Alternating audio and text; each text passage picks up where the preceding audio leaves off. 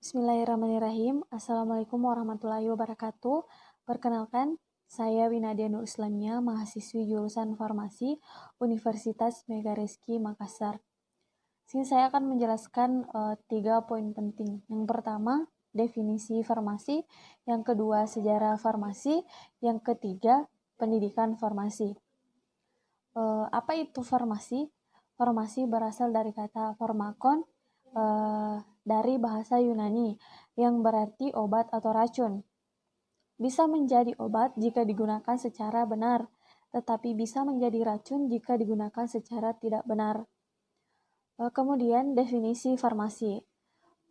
Farmasi merupakan profesi kesehatan yang meliputi kegiatan pengembangan, peracikan, pendistribusian obat, dan informasi obat.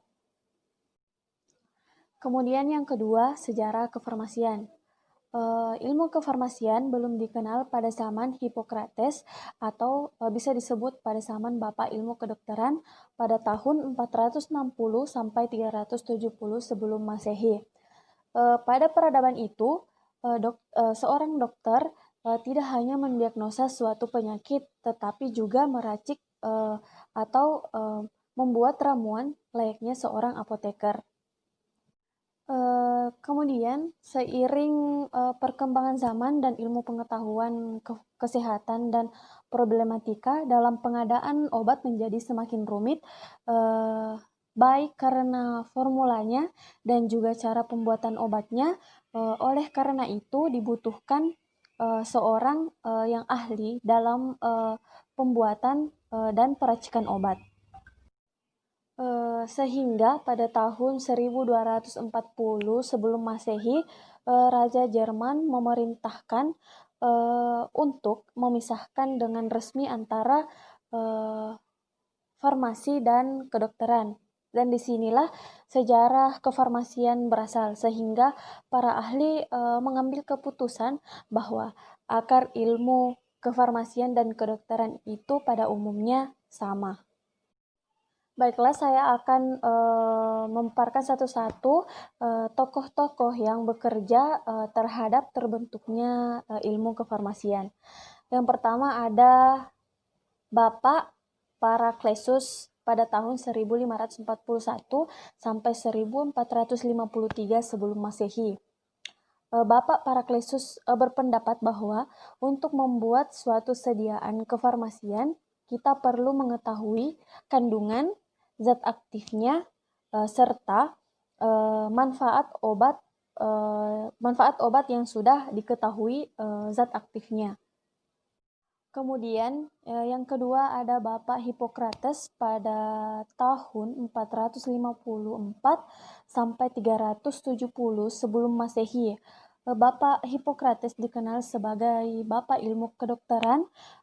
Bapak ini telah menggunakan lebih dari 200 jenis pengobatan atau tambahan. Kemudian yang ketiga ada Bapak Cladunin Galen pada tahun 200 sampai 129 sebelum Masehi. Bapak Cladunin Galen menghubungkan pengembangan penyakit dan teori kerja obat yang merupakan bidang ilmu farmakologi. Kemudian yang keempat ada Bapak Ibnu Sina pada tahun 980 sampai 1037 sebelum Masehi. Bapak Ibnu Sina telah menulis tentang metode pengumpulan dan penyimpanan tumbuhan obat, serta cara pembuatan sediaan obat seperti pil, supositoria, sirup, dan menggabungkan obat dari berbagai jenis. Kemudian yang kelima ada Bapak Yohanes Bapak Yohanes berhasil melakukan verifikasi efek farmakologi dan toksikologi pada hewan. Kemudian yang keenam, Institut Farmakologi pertama didirikan pada tahun 1847 oleh Bapak Rudolf pada tahun 820 sampai 1875 sebelum Masehi di Universitas Dorpat. Perkembangan ilmu informasi kemudian menyebar hampir ke seluruh dunia, mulai di Inggris dan Eropa Barat.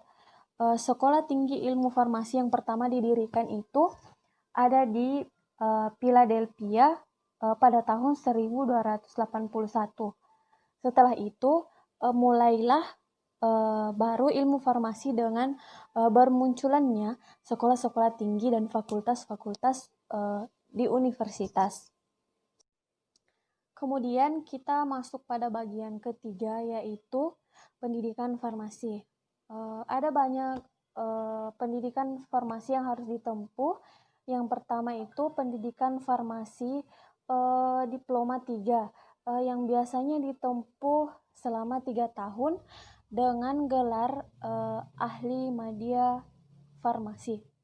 Yang kedua ada D4 atau setara S1, pendidikan yang ditempuh selama 4 tahun dengan gelar sarjana farmasi. Yang ketiga ada apoteker yang biasa disingkat APT, yang ditempuh selama 1-2 tahun dengan gelar apoteker.